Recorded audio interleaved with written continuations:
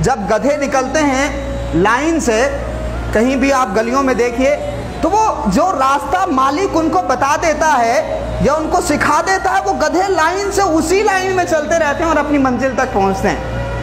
ہے کہ نہیں؟ ہم سب تجربہ کرتے ہیں اپنی آنکھوں سے. لیکن انسانوں کا حال کیا ہے اور ہمارے محلوں کا حال کیا ہے کہ ہم نے بائک ایڑی ٹیڑھی لگائی ہوئی ہے.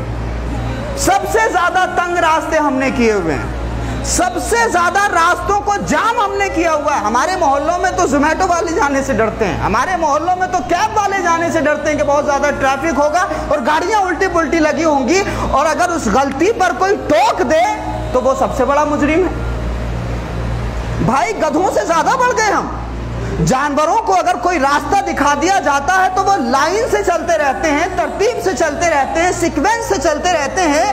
لیکن انسانوں کا حال یہ ہے کہ اگر کہیں سے کوئی سامان خریدنا ہے تو اس بات کی پرواہ نہیں ہے کہ میں نے اسکوٹی کہاں لگائی ہے, بائک کہاں لگائی ہے. دیکھیے یہ سب چیزیں تربیت سے تعلق رکھتی ہیں. اللہ کے رسول نے واضح طور سے ارشاد فرمایا کہ آپ اپنے راستوں کو تنگ مت کریے, گزرنے والوں کی گزرگاہوں میں پتھر مت بنیے. اللہ کے رسول فرماتے ہیں اماطۃ الاذی عن الطریق صدقہ, راستے سے تکلیف دہ چیز کا ہٹانا صدقہ ہے. تو جن مسلمانوں کی ذمہ داری راستوں سے پتھر ہٹانا تھی, جن مسلمانوں کی ذمہ داری راستے سے تکلیف دہ چیز ہٹانا تھی, آج حال یہ ہے کہ ہمارے محلہ میں سب سے زیادہ راستے تنگ ہیں. توجہ دیجئے اس بات پر.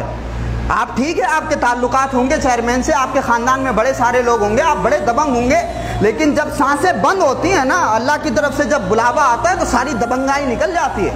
آپ سے بڑے بڑے فرعون و قارون چلے گئے اس زمین کے اندر, جن کے نام کے درہم و دینار چلتے تھے, سانسیں بند ہو گئی ان کی, جو یہ سمجھتے تھے کہ ہمارے اشاروں پر موت ہو جاتی ہے, ہمارے اشاروں پر لوگوں کو زندہ کیا جاتا ہے. آج نام لینے والا نہیں ہے ان کا کوئی, لیکن جو لوگ دوسروں کا خیال رکھتے تھے, راستوں کا خیال رکھتے تھے, لوگوں کے حقوق کا خیال رکھتے تھے, آج بھی ان کا نام لے کر کے لوگ سبحان اللہ کہتے ہیں. تو شریف بنیے, مسلمان بنیے. مسلمان راستے روکنے والا نہیں ہوتا, راستے دینے والا ہوتا ہے.